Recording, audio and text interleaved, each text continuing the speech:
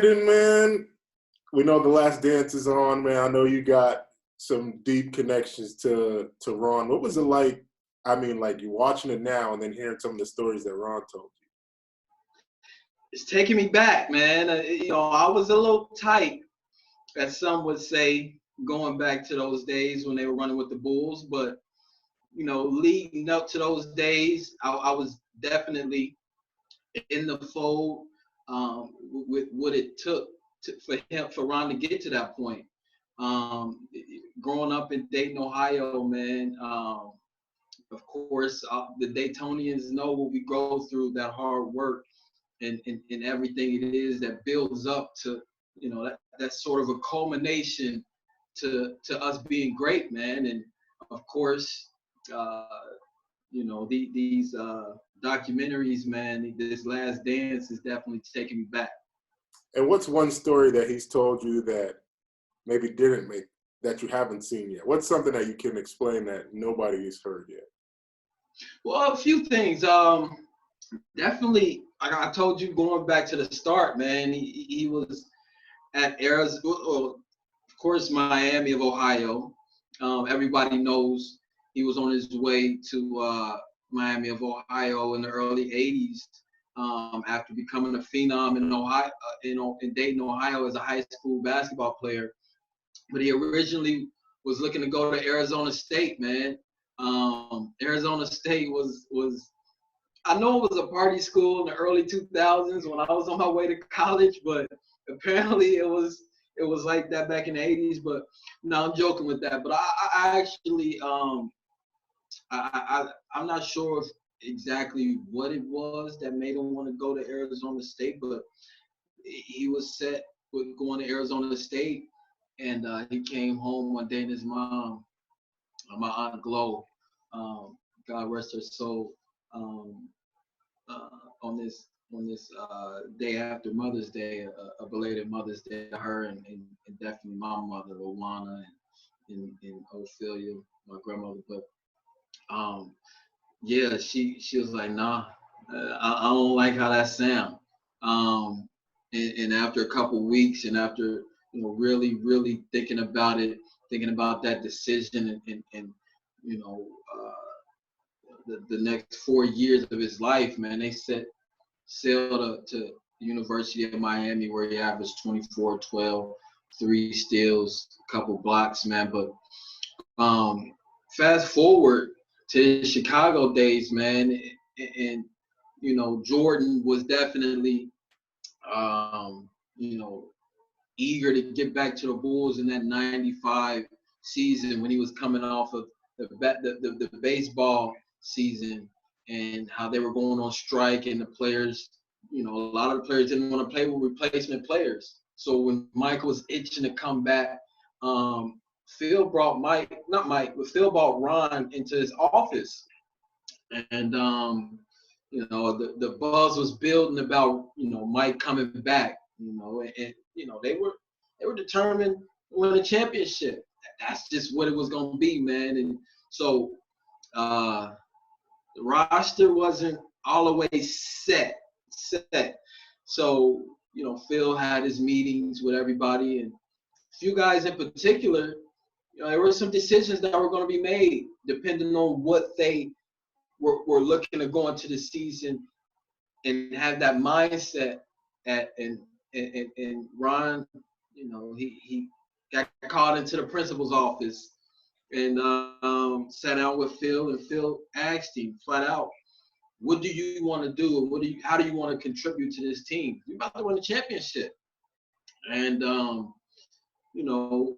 Ron took a look at him for a couple seconds, and he said, we got Scotty, we got the Croatian sensation in Tony Kukoc. We got MJ coming back. Give me 5 shots.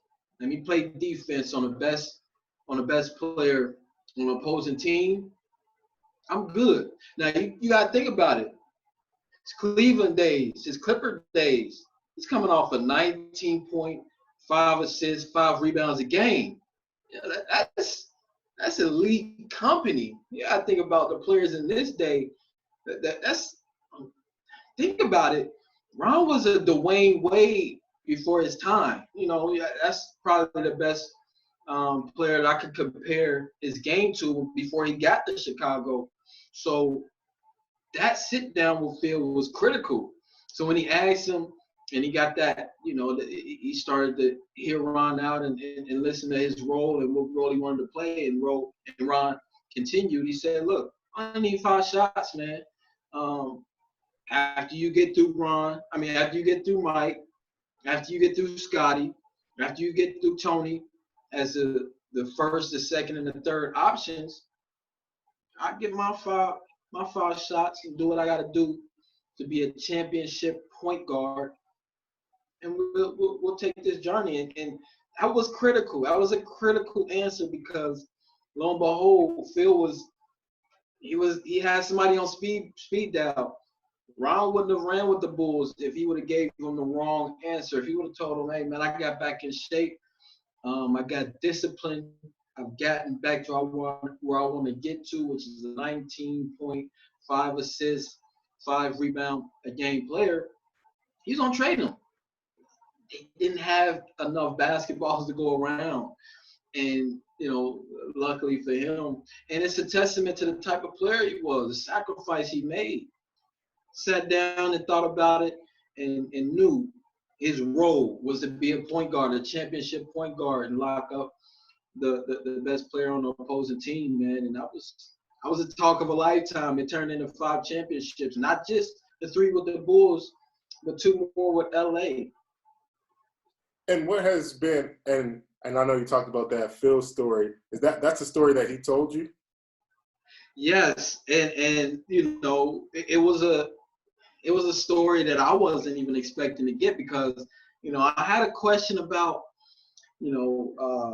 his time with the Bulls and his time with the Lakers, and I got critical information about not just that, but the differences. And I asked him, I kind of dug a little deeper with the comparisons because at that time, this is not just the first time, of course, you get the comparisons with MJ and Kobe, because of course, LeBron hadn't flourished into what we see him as today. Because this is around the 2003, 4, 5 time when LeBron was on his way. Around the time Ron had gotten into the coaching stage, he was on the Detroit Pistons staff before they won the championship. But dug a little deep and asked him to compare Kobe and Mike. Of course, he's one of the only players to be able to practice, to have that practice, that intense practice that leads up to the championship moments with these great players, man, these GOATs. And, he looked at me, he said, with Kobe, I was his mentor more so. He said, man, I came into the Lakers organization, and as great as Kobe was, he needed some mentorship, especially at the defensive role. Of course, offensive end was Kobe. That was Kobe all day. He didn't need too much insight on how to take somebody to the hole. But defensively, as you'll notice, he became especially intense on the defensive end when Ron joined the Lakers organization. Man, he learned so much from Ron, becoming a defensive player and becoming defensive-minded.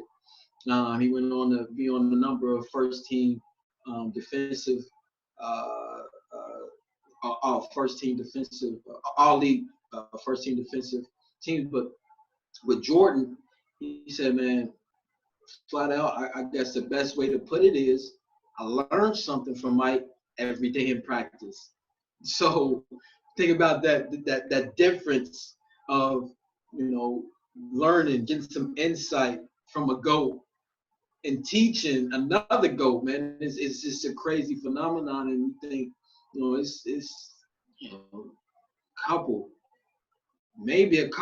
a handful of people on this earth that have that type of insight on learning from one of the GOATs and actually giving some insight and teaching, becoming a professor in a sense with Kobe. That's crazy. And we all know that, like, it's a family thing between you, Ron, everybody. So for those that don't know, how are you related to Ron? Well, his mother, his late mother, my Aunt Glo, was my grandmother, my late grandmother's sister. And we always had a great time when he came back. And Thunderbolt was a great sponsor. We'd all go up and we reminisce about you know actually not his playing days, but when he'd come back and our card games. You hear about the famous card games on the planes with MJ and Scotty. He was at the big boy card games, card tables. But with us, man, we had those intense card games as well, man. We didn't have the money to put up like them, but they got intense with the family, man. So it was just great growing up in that atmosphere, man. And I wasn't, I hate the fact that I wasn't old enough to get on the road and run with the Bulls, but when he came back, it was always fun. And getting that knowledge of the journey, man. And him telling me about sitting down and, with MJ, and it'd be like the Beatles, man. You hear it and see it a little bit, but he give me a little insight on a lunch with him, Scotty, and Dennis and Michael, and the hoopla that goes into it, man. It's like you'd almost be there, man. Give me stories about cameramen and how they disguise themselves, man.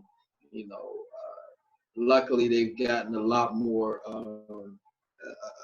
a lot better with that, because he got a little worried about how dangerous it could be sometimes. So I'm glad it's come a long way with the whole paparazzi thing. And he just give me the stories and take me there, and actually it's like being right there next to him, man. It was great. And now, how has seeing him doing his thing in the NBA, how has that, and talking to him, how has that helped shape you? Because I know you got the Dayton Fly, you as a sports agent. How has that all helped in your journey? Man, it's been amazing. I actually didn't know exactly what I wanted to do after I came out of high school, as weird as it may be, with having that run with the Bulls, proverbial run with the Bulls, getting that insight, and his run with the Lakers, and then his small stint as a coach with the Detroit Pistons. Still didn't know what I wanted to do. I thought I wanted to be an accountant, and as much as I got immersed into sports and him continuing to come back to the city, it just clicked, and something told me you have to find a way to be an important figure in the world of sports. In all this knowledge, you're able to network, get the knowledge that you need to help those in the Dayton area and the surrounding areas flourish and get into this industry and flourish in this industry. Of course, at an early age, it was like, okay, I gotta find a way to make some money and really do what I need to do to make some money in this industry, because this is what I wanted to do. So when I came out of Colonel White High School and then on to Central State University, got my certification in sports management, and just continued to network with folks like Eric Termini, who did a lot of Rich Paul's contract negotiations and continues to do so. And just that networking capabilities, it was so critical. And for me, the hard work needed to be put in. The determination just went to another level every time he came back. And it went from, okay, I need to make some money in this industry, to it's time to leave a legacy in this industry, in this game of basketball. No, this is Dayton, Ohio. We've got one of 25 human beings with 5 or more NBA championships, world championships. He's from Dayton, Ohio. That's incredible. And as much as I love him, he's got a family of his own in New Jersey. He's not here in Dayton as much. And if he's passing a proverbial baton, I'll take it and run with it and do all I can to have Dayton flourish in the world of sports, man. Cool, man. I was just you answered pretty much my last question, man. I appreciate you, man, for taking this time, man, to chat with me and do all this stuff. You know, man, it's all love, man. I appreciate you.